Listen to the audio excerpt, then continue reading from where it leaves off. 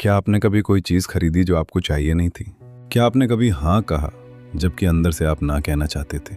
क्या आपने कभी किसी के कहने पर कुछ ऐसा किया जो आपने खुद प्लान नहीं किया था? अगर हाँ, तो मैं आपको बता दूं, वो आपकी गलती नहीं थी। आपके साथ एक साइकोलॉजिकल ट्रिक खेली गई थी। एक ऐसी ट्रिक जिसे दुनिया के सबसे बड़े ब्रांड्स, पॉलिटिशियंस, सेल्स पीपल और एडवर्टाइजर्स डेली यूज़ करते हैं। और ज़्यादातर लोग अपनी पूरी ज़िंदगी में कभी नहीं समझ पाते कि उनके साथ क्या हो रहा है। लेकिन आज के बाद आप समझेंगे। आज हम बात करते हैं रॉबर्ट साल्दिनी की लेजेंडरी बुक की, influence the psychology of persuasion. ये बुक FBI एजेंट्स पढ़ते हैं, फॉर्च्यून 500 कंपनीज के CEOs पढ़ते हैं और वॉरेन बफेट ने खुद इसको रेकमेंड किया है। और आज मैं आपको वो सब कुछ बताऊंगा जो इस बुक में है, सीधा, क्लियरली और प्रैक्टिकली, ताकि आप कभी भी मैनिपुलेट ना हो सकें और अगर चाहें तो खुद भी एथिकली इन्फ्लुएंस कर सकें। तो ध्यान से सुनिए, ये वीडियो आपकी सोच बदल देने वाली है। रॉबर्ट चियाल्डिनी एक सोशल साइकोलॉजिस्ट हैं। उन्होंने 15 साल रिसर्च की सिर्फ ये समझने के लिए कि लोग हाँ क्यों कहते हैं। उन्होंने खुद को undercover sales person, fund raiser और एडवर्टाइजर के रूप में काम करवाया, सिर्फ ये देखने के लिए कि परसुएजन की रियल दुनिया में क्या होता है। और उन्हें जो मिला वो 6 प्रिंसिपल्स थे, 6 साइकोलॉजिकल ट्रिगर्स जो इंसान के दिमाग में ऑटोमेटिक रिस्पॉन्स क्रिएट करते हैं। इन्हें वो कहते हैं वेपन्स ऑफ इन्फ्लुएंस। और आज हम एक एक वेपन को तोड़ेंगे। रेसिप्रोसिटी, एहसान का बोझ पहला प्रिंसिपल है। रेसिप्रोसिटी मतलब एहसान का बोझ। हमारा दिमाग इस तरह वायर हुआ है कि अगर कोई हमें कुछ दे तो हम ऑटोमेटिकली वापस देना चाहते हैं, चाहे हमने मांगा ना हो, चाहे हमें उस चीज की जरूरत ना हो।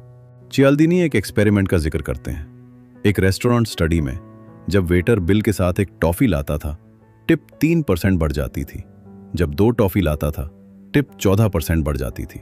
और जब एक टॉफी देता था, फिर पलट के कहता था, आप लोग तो इतने अच्छे हैं, लो एक और भी लो, टिप 23% बढ़ जाती थी। सिर्फ एक टॉफी ने 23% ज्यादा पैसे दिलवा दिए। ये मैजिक नहीं है, ये रेसिप्रोसिटी है।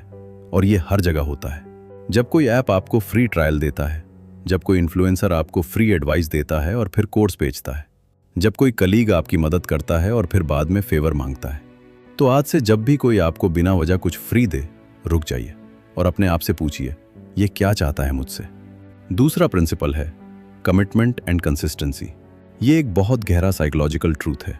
जब हम एक बार कुछ कहते हैं या करते हैं तो हमारा दिमाग ऑटोमेटिकली उस डिसीजन के साथ कंसिस्टेंट रहना चाहता है, चाहे वो डिसीजन गलत ही क्यों ना हो। चियाल्दिनी एक स्टडी बताते हैं जिसमें रिसर्चर्स ने लोगों से जाके पूछा कि क्या वो अपनी नेबरहुड में ड्राइव सेफली का एक छोटा साइन लगवाना चाहेंगे। ज्यादातर ने हाँ कहा। एक हफ्ते बाद उन्हें पूछा गया कि क्या वो अपने लॉन में एक बड़ा अगली ड्राइव सेफली बिलबोर्ड लगवाएंगे। और हैरान कर देने वाली बात, जिन लोगों ने पहले छोटा साइन लगवाया था, उनमें से 74% ने बड़े बिलबोर्ड के लिए भी हाँ कह दिया, सिर्फ इसलिए कि वो पहले हाँ कह चुके थे। इसको कहते हैं foot in the door technique. पहले छोटा कमिटमेंट लो, फिर बड़ा। ये टेक्निक कंपनीज आज भी यूज करती हैं। पहले फ्री न्यूज़लेटर, फिर पेड वेबिनार, फिर एक्सपेंसिव कोर्स। हर स्टेप पर आप ऑलरेडी कमिटेड फील करते हैं।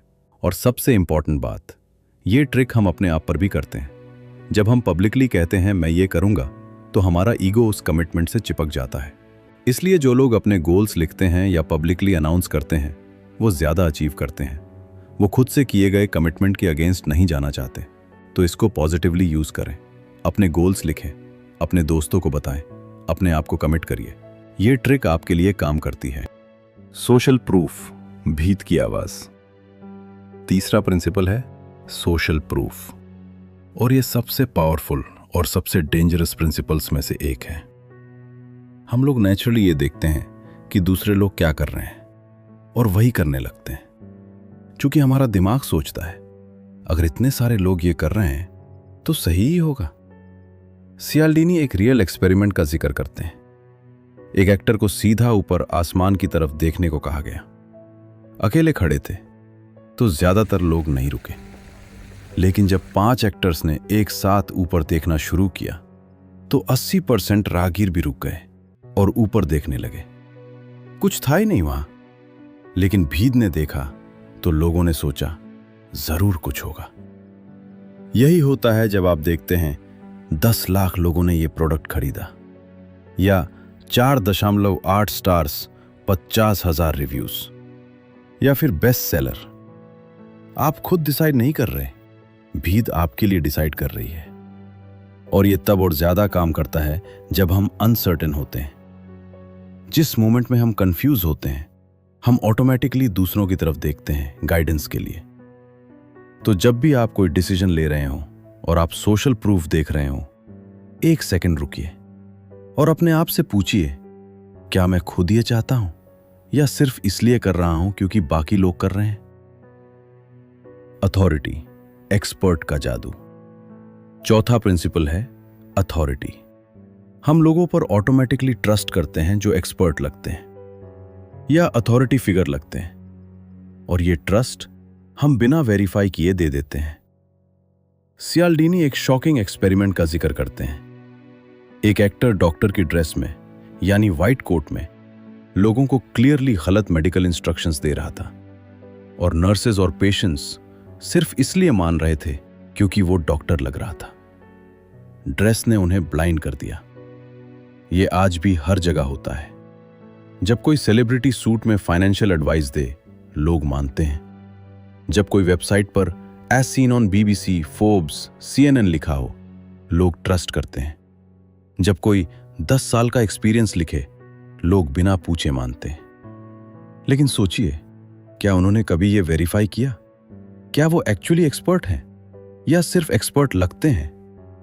सियाल्डीनी कहते हैं, अथॉरिटी के 3 सिंबल्स होते हैं, टाइटल, क्लोथ्स और पोसेशंस, और हम सिर्फ इन्हें देख के ट्रस्ट कर लेते हैं। तो अब से जब भी कोई अपनी अथॉरिटी दिखाए, 2 चीजें खुद से पूछिए। क्या ये जेन्युइनली इस फील्ड में एक्सपर्ट हैं? और क्या इस टॉपिक में उनका मुझे एडवाइस देना रेलेवेंट है? लाइकिंग, पसंद का पावर। 5वां प्रिंसिपल है लाइकिंग। ये सबसे सिंपल प्रिंसिपल है और फिर भी सबसे अंडररेटेड। हम उनसे खरीदते हैं जिन्हें हम पसंद करते हैं। हम उनकी बात मानते हैं जिन्हें हम पसंद करते हैं। हम उन्हें हाँ कहते हैं जिन्हें हम पसंद करते हैं। लेकिन ये पसंद बनती कैसे है? सियाल्डीनी कहते हैं, काफी अलग अलग तरीकों से। पहला, फिजिकल अट्रैक्टिवनेस। अट्रैक्टिव लोगों को हम ऑटोमेटिकली ज्यादा ट्रस्ट करते हैं, ज्यादा केपेबल समझते हैं, ज्यादा ऑनेस्ट मानते हैं। यह शैलो लगता है, लेकिन रिसर्च यही कहती है। दूसरा, सिमिलैरिटी। हम उनसे ज्यादा अग्री करते हैं जो हम जैसी बात करते हैं, जो हमारे जैसी ड्रेस पहनते हैं, जो हमारे जैसा म्यूजिक सुनता है।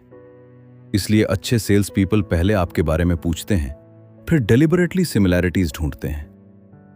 तीसरा, फेमिलियरिटी। जिस चीज को हम बार बार देखते हैं, उससे हम ज्यादा पसंद करने लगते हैं। इसलिए एड्स बार बार दिखाए जाते हैं। इसलिए कोई इन्फ्लुएंसर रोज कंटेंट पोस्ट करता है। और चौथा, एसोसिएशन। अगर कोई अच्छी चीज के साथ एसोसिएटेड हो तो हम उसे भी अच्छा मानते हैं। इसलिए ब्रांड्स सेलिब्रिटीज को हायर करती हैं। इसलिए क्रिकेट मैच के साथ बियर का ऐड आता है। यह सब मैनिपुलेशन है? नहीं, जरूर नहीं। लेकिन जब हम जानते हैं कि यह काम कैसे करता है, तो हम ज्यादा कॉन्शियसली डिसाइड कर सकते हैं। स्कैसिटी, कमी का खौफ। छठा और लास्ट प्रिंसिपल है स्कैसिटी, और यह शायद सबसे ज्यादा यूज होने वाला प्रिंसिपल है आज की दुनिया में। हम उस चीज को ज्यादा चाहते हैं जो कम हो, जो मिलना मुश्किल हो, जो खो सकती हो।